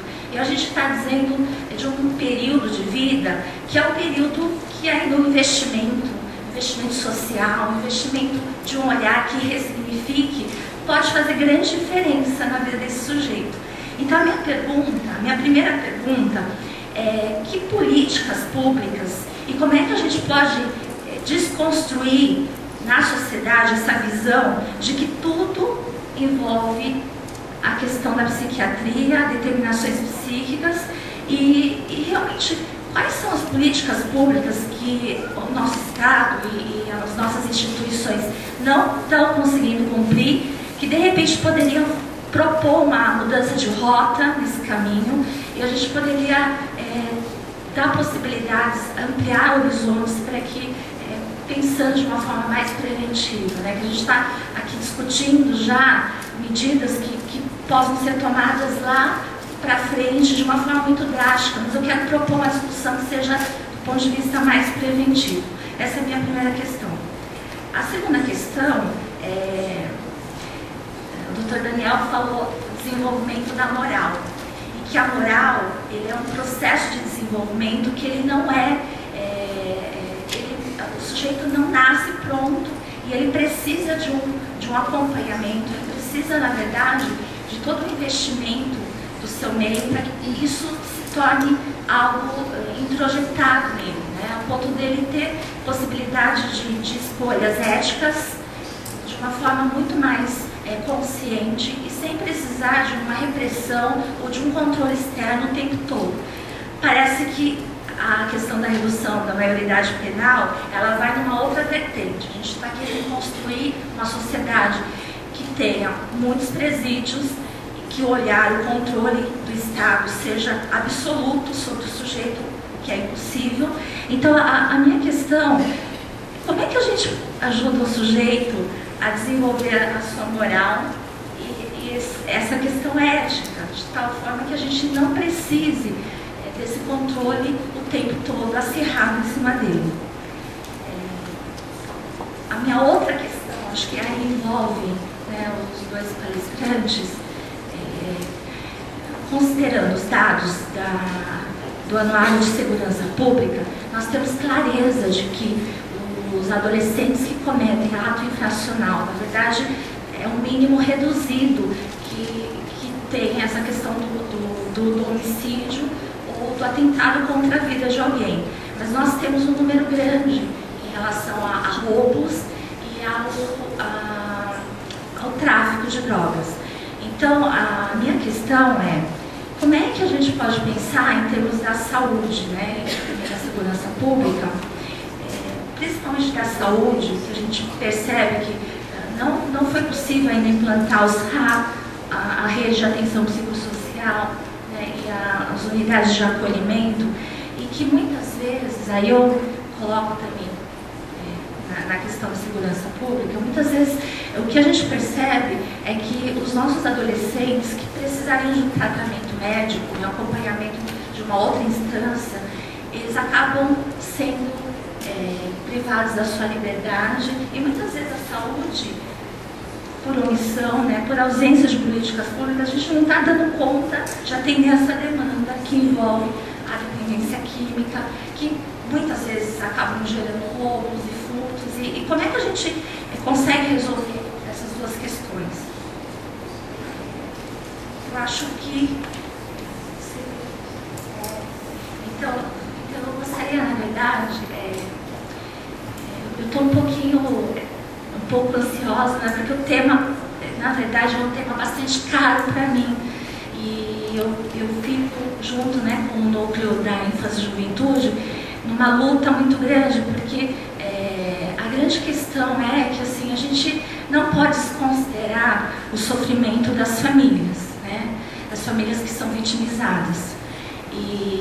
Só que, diante da complexidade que envolve o tema da violência e da criminalidade, também não dá para se pensar que não é possível, que uma resposta a tudo isso seria a redução da idade penal, porque a redução da idade penal significa, na verdade, a gente jogar uma cortina de fumaça em torno de tudo isso que envolve mudanças em políticas públicas, e como a violência é uma construção social, e como tanto as narrativas jurídicas, médicas, elas não dão conta de responder todo esse fenômeno. Então, como é que a gente, enquanto sociedade, a gente começa a caminhar a partir dessa oportunidade para uma construção de uma justiça que seja restaurativa, né? Que realmente restaure a vítima e restaure o agressor. E muito mais que isso, na verdade, a gente construi uma sociedade que ela é capaz de dar respostas para que a gente não tenha a possibilidade de aumento da agressividade e do número de agressores. Como é que a gente consegue dar esse tipo de resposta nesse momento? Porque eu acho que há um clamor nacional, né, e que mudanças aconteçam, né? Então, acho que a gente está diante de uma possibilidade de repensar as nossas práticas e saber que é uma construção, né? E para construir, a gente precisa construir contando com a participação de todas as instituições e toda a sociedade civil. Então, acho que é isso.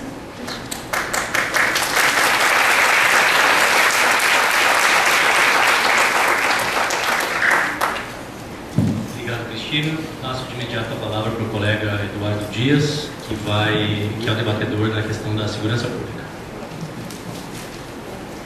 Pessoal, bom dia. Primeiro, parabenizar aqui os colegas, os organizadores, e espero que à tarde nós possamos contar também com a presença dos magistrados aqui na mesa, especialmente aí que operam há muito tempo com esse sistema. Minha função aqui, debatedor, não é ficar fazendo uma segunda palestra, nada mais aguçar o debate e fazer realmente questões.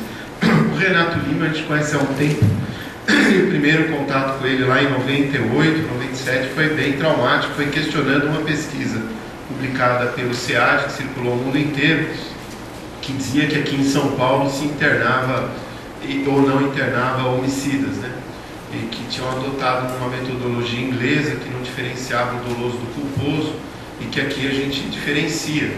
Então, os que a gente não internava eram justamente os homicídios dolosos, em que o adolescente dirigindo um carro tinha matado o irmão, um amigo, o primo, a namorada. E os que iam para a Fundação Casa na antiga FEBEM, eram os homicídios dolosos, né? Mas a gente está aguardando a retificação da pesquisa e com a mesma publicação. Mas no tempo vai passando, a gente vai esquecendo, e tivemos o prazer de trabalhar também com ele na CAP, aqui na Secretaria de Segurança, e conhecer de perto e de dentro os trabalhos do Fórum Brasileiro de Segurança, que é um trabalho muito sério e muito dedicado, construído por pessoas sérias, dos vários matizes, como ele já disse aqui. Mas o que eu queria aguçar esse debate era a questão, por exemplo, a realidade diz muitas vezes nos corredores, especialmente aqui da Vara Especial, que eu acho que é a maior da América Latina, tem o maior volume da América, perde até para a cidade do México, não tem nenhum volume igual ao do Brasil na Rua Piratininga, no mundo, muito menos na América. E às vezes é complicado você ouvir de uma mãe pedir para que o filho seja internado porque ele está envolvido com droga ou com tráfico. E o apelo dessa mãe muitas vezes é feito porque o tráfico é o tráfico e a tragédia.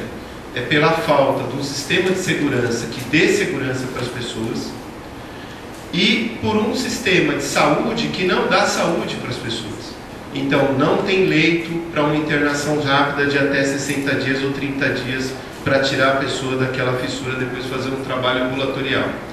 Então a mãe às vezes prefere que o filho fique mesmo internado e é na Fundação Casa, do que vá para casa. E se ele for, e se cair junto com ele no mesmo ato infracional algum adulto, é como se aquele adolescente assinasse o atestado de óbito. Daí que, num período, Eduardo Gouveia, como juiz-diretor, a gente colecionou mais de 800 certidões de óbito. Né? 660 durante um ano, porque depois pararam de mandar.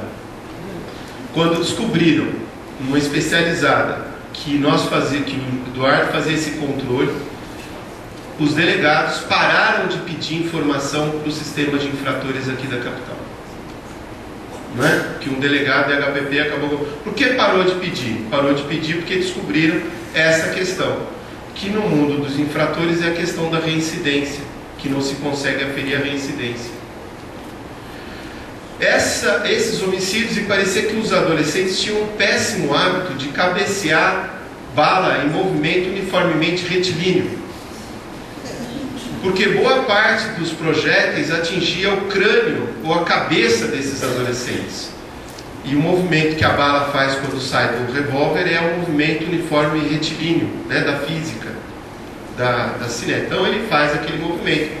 Curiosamente, a cabeça do adolescente estava sempre naquele trajeto da bala. E aí, esse dado faz levar a questão das medidas socioeducativas de LA. E um dado que eu acho que o Renato podia contribuir, se possível projetar aqui, é o da efetividade do sistema de justiça, englobando da polícia ao STJ, passando pelo Ministério Público, Advocacia e Defensoria, que é o seguinte: quantos aqui já deixaram de registrar boletim de ocorrência de delitos que foram vítimas? Várias pessoas. Então, isso se chama subnotificação.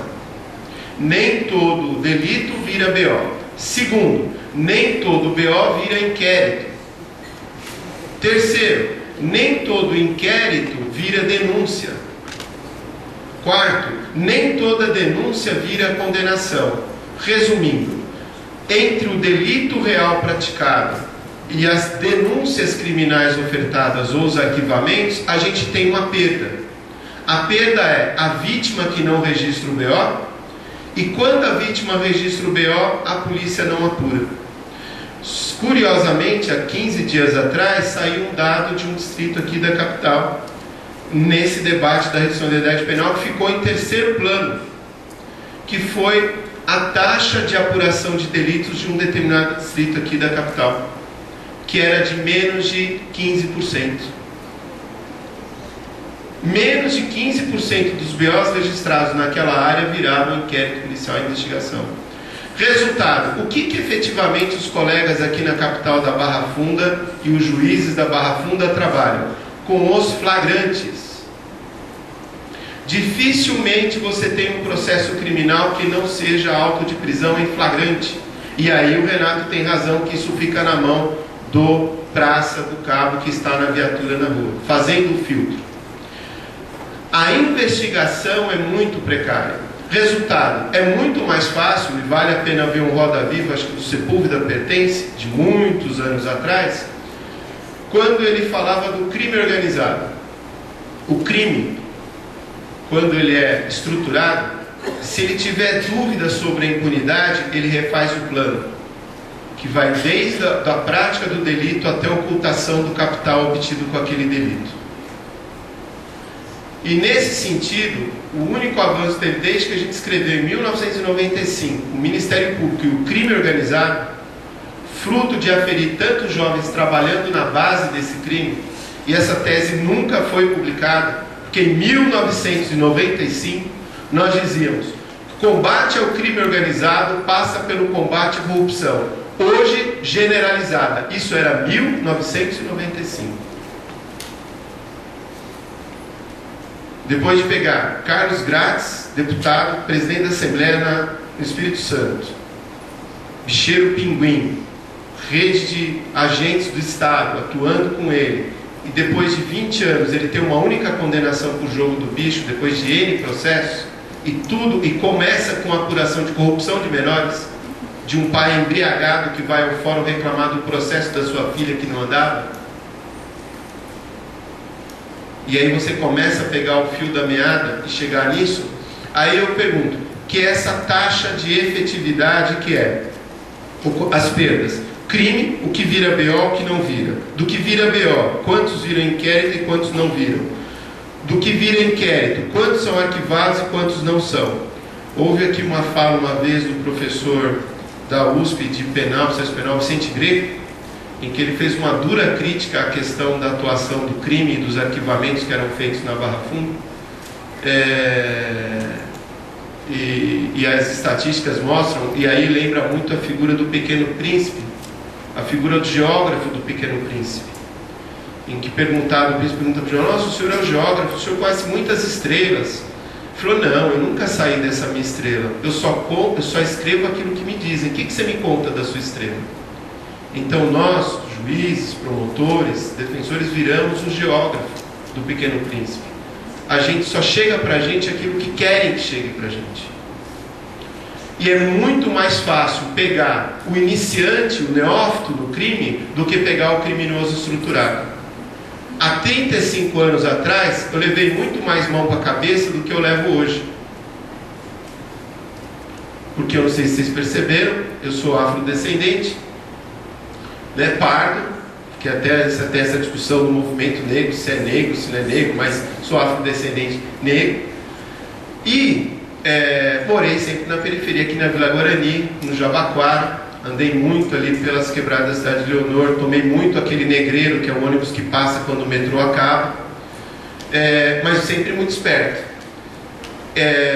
Hoje em dia não, por quê? Porque com a minha idade, com esse barba grisalha, infelizmente o cabelo cai antes de ficar branco, eu sou o tipo do cara que na minha idade, se estivesse no crime, das duas uma, ou está preso ou está morto. E se for bandido, é o tipo do cara que o policial não quer cruzar sozinho. Já o cara com essa idade no crime, ele já tem uma estrutura, já está bem estruturado. Então, essa situação leva a gente a aferir. Por que essa criminalidade? Porque são os mais fáceis de serem pegos. Agora, outro dado também. O que acontece com o jovem entre 18 e 21 anos que entra no sistema penal? Muito provavelmente, entrando no roubo, um cara de 17 e um cara de 19, o de 19 anos vai levar cigarro na Fundação Casa para o de 17 anos. Porque ele vai sair antes no regime aberto, no semiaberto. Porque o sistema favorece isso. Agora, isso eu estou chamando a atenção por quê? Porque nas entrelinhas, e valeria a pena o relatório da CPI do Cachoeira ter sido aprovado e publicizado, para saber no que investia as empresas de eletrônica do senhor Cachoeira. Se era só para fazer placa de videopôquer, ou se era também já um investimento no monitoramento eletrônico. Porque não se iludam, isso que é o debate. O que vai acontecer com um jovem de 16, 17 anos que pratica os crimes, estão fora daqueles 11% dos crimes contra a vida? Eles vão cumprir pena em regime inicialmente aberto. Só que isso vai demandar do Estado comprar o quê? Monitoramento eletrônico. O investimento nisso vai dar triplicar, vai ser um grande business. Vai se ganhar muito dinheiro. E hoje no crime, São Paulo, Minas e Rio, não se discute nem a reincidência, é a reiteração. É o cara que foi preso em flagrante hoje, dali a semana que vem ele está sendo preso novamente em flagrante, praticando o mesmo delito.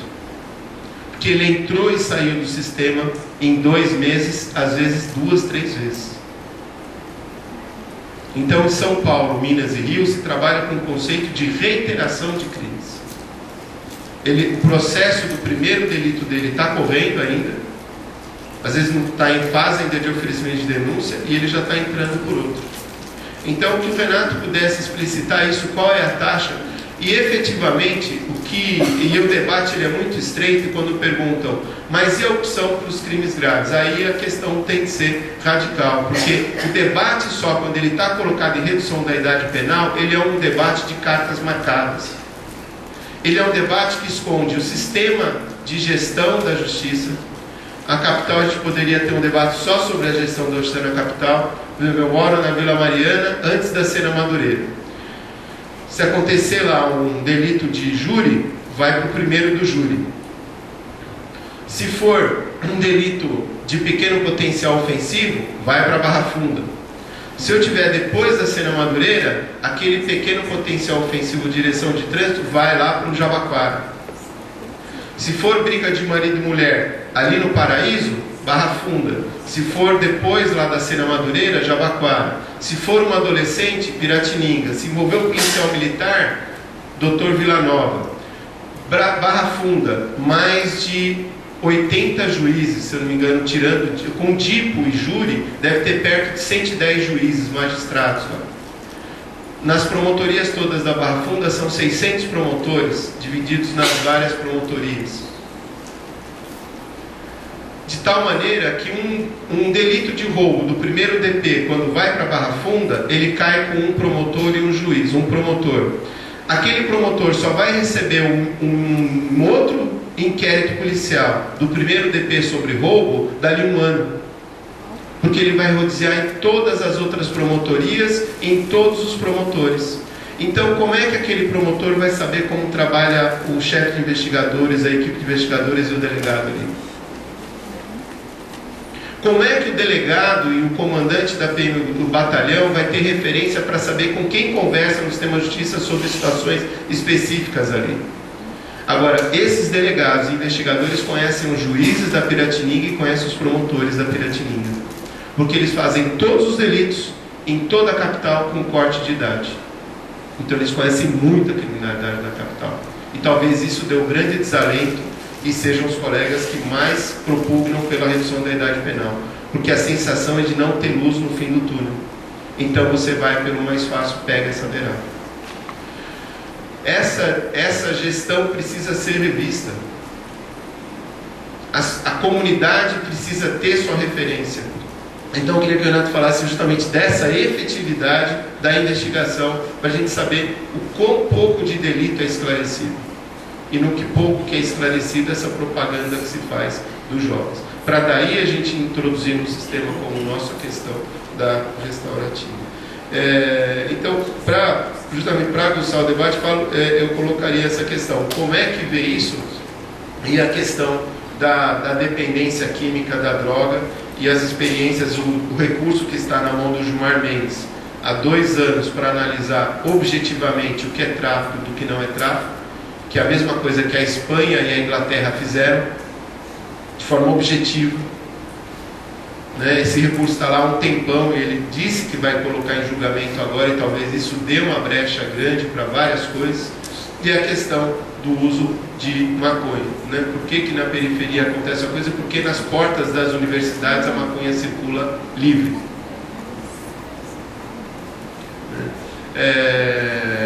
E como a saúde tem a ver com isso, porque o que precisa, talvez, dependente, é tratamento e não essa questão. E usar a internação na Fundação Casa como opção de tratamento é muito triste. É isso.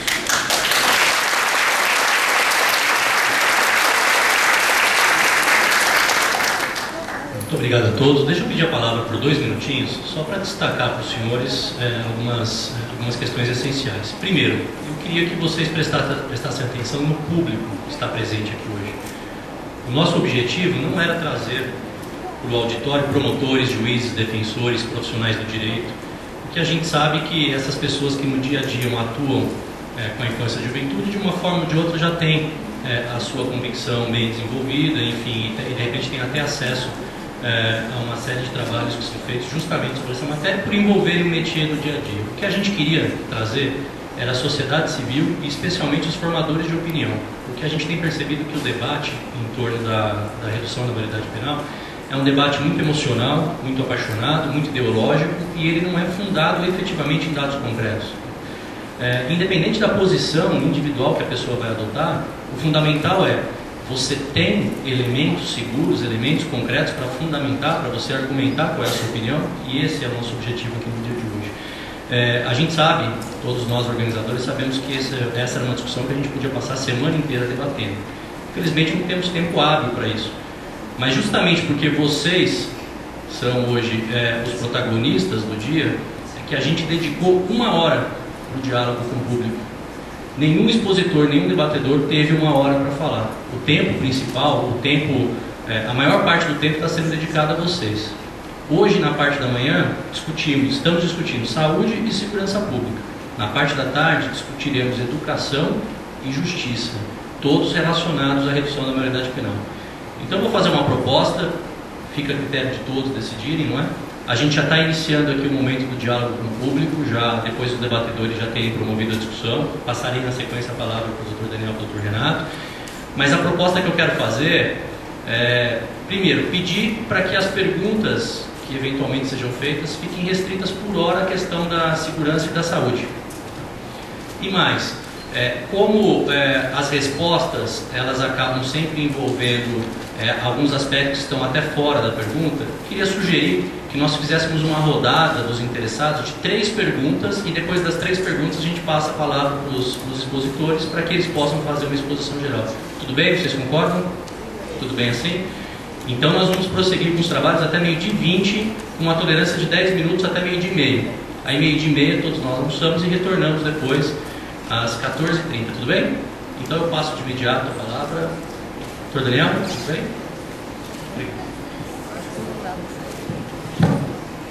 Muito bem. Queria agradecer o comentário de todos. Eu acho que a ideia é essa mesmo, né? Enriquecendo o debate com esses pitacos e tal, até porque meia hora não dá para a gente esgotar o tema, e aí depois vamos ver as ideias do público também. Mas a Cristina traz uma coisa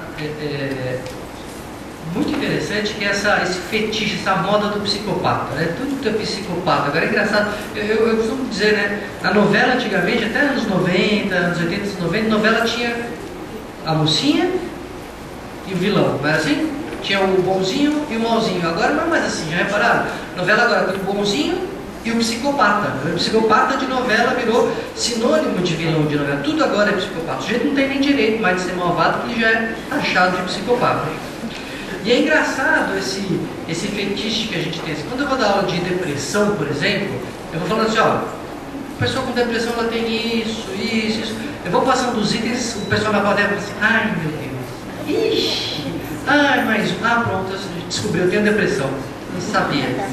Mesma coisa, vai dar déficit de atenção, então é mais assim, a pessoa é impulsiva, a pessoa, sou eu, a pessoa ela não para quieta, a pessoa não lembra das coisas, aí pronto, eu já sei, eu tenho déficit de atenção. Aí você vai dar aula de psicopatia, você fala, o psicopata é assim, assado, a pessoa, ai meu Deus, pronto, já sei, meu ex-marido é um psicopata, sempre assim, né? Meu chefe é um psicopata, nunca é ela, né?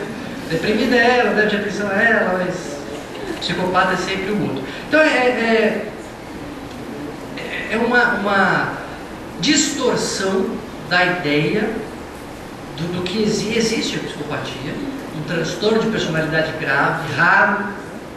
Você vê lá o livro, eu fui na livraria, estava lá, seu vizinho é um psicopata. Eu vou pegar a caneta, escrever. E esse autor desse livro também, né? Porque não é, assim, estima-se que no máximo 1% da população possa ter um desvio de personalidade tão grave a ponto de ser classificado como psicopata. Os antropólogos estimam que a gente tenha um círculo de proximidade de pessoas que você sabe o nome, você sabe se casou, se separou, você tem um contato mais ou menos de 100, 150 pessoas. Quer dizer, você conhece um psicopata e meio, no máximo, né? 1% do seu círculo é um psicopata, depende de onde você anda também, né? Às vezes tem mais. Mas, quando você entra na Fundação Casa e você começa, e eu fiz uma pesquisa estruturada, meu doutorado foi lá aplicando os critérios de diagnóstico de psicopatia na população. Na minha amostra que eu selecionei, que foram 40 adolescentes, não tinha nenhum psicopata. Tudo bem, é uma amostra pequena, Mas já diz alguma coisa. Quando na mídia cai que todo menino que está lá dentro é um psicopata, você examina 40, não encontra nenhum. Isso que eu examinei de forma estruturada. Porque no contato, na impressão clínica, você também consegue, você não faz diagnóstico formal, mas você consegue também ter um indício disso. E a maioria não é. A maioria esmagadora não é psicopata. O crime não é, portanto, um sintoma de uma doença. E é isso que tem que ficar claro, né, para as pessoas, porque o crime ele pode ser um comportamento anormal, no sentido de que a maioria das pessoas não comete crime, quem comete crime sai do padrão, tem um comportamento anormal. E aí a gente tende, sobretudo em momentos acalorados, como os debates sobre redução da moralidade penal, essas coisas, a equiparar anormal com igual, a equiparar normal e patológico. É anormal, portanto é patológico. Se é comportamento patológico, então é coisa do psiquiatra. Vem cá, Daniel, diz aí desse menino. Eu não sei, porque não é. O crime não é sinônimo de sintoma de doença mental.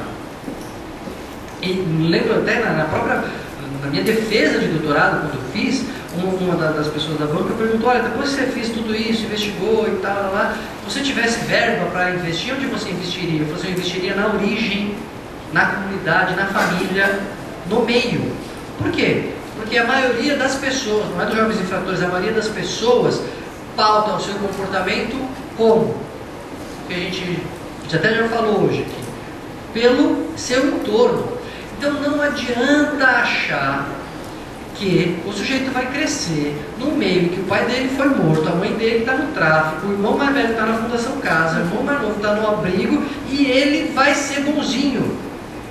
Não é uma questão determinista. Então você está dizendo que a pessoa que está nesse meio ela é condenada, ela não tem liberdade. Não, ela tem liberdade. Tem um monte de flor no pântano, mas tem mais sujeira. É fator de risco. Não é que isso é uma condenação que o sujeito está lá e ele vai ser necessariamente criminoso, como o sujeito que nasce na boa família, com valores, etc. Nada garante que ele vai ser bonzinho, mas é fator de risco. É igual fumar.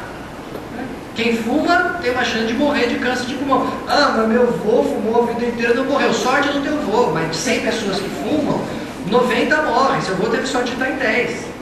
Então, a gente tem que raciocinar em fatores de risco. E os fatores de risco para a criminalidade não são, os maiores fatores de risco não são de um transtorno mental, de uma personalidade perturbada.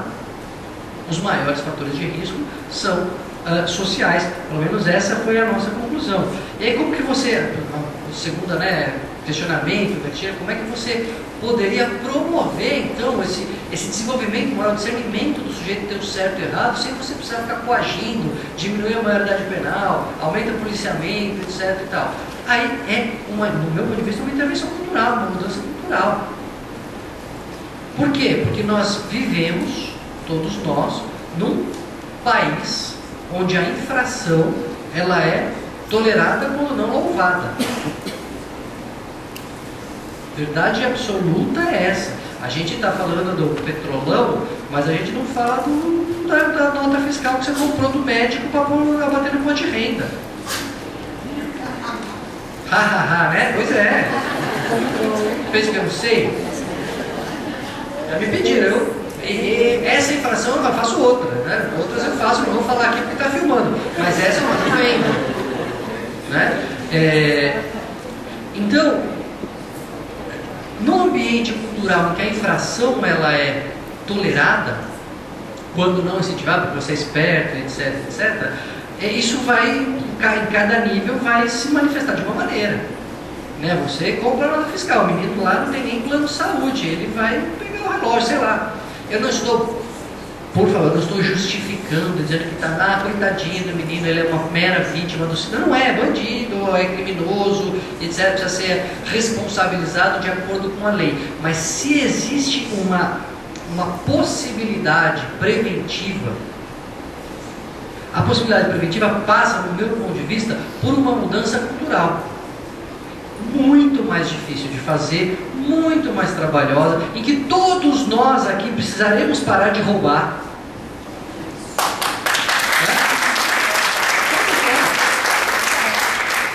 E é isso a gente não quer fazer. Então é melhor a gente falar assim, vamos reduzir a maioridade penal, 1, 2, 3, comigo não morreu, tá aqui no PIN, resolvemos. Não resolvemos nada. Não resolvemos nada. Dá a impressão que a gente está fazendo alguma coisa, não estamos fazendo nada, na verdade. Né? Mas se não está fazendo nada, por que isso tem tanto apelo? Por que isso rola tão bem na população, a favor?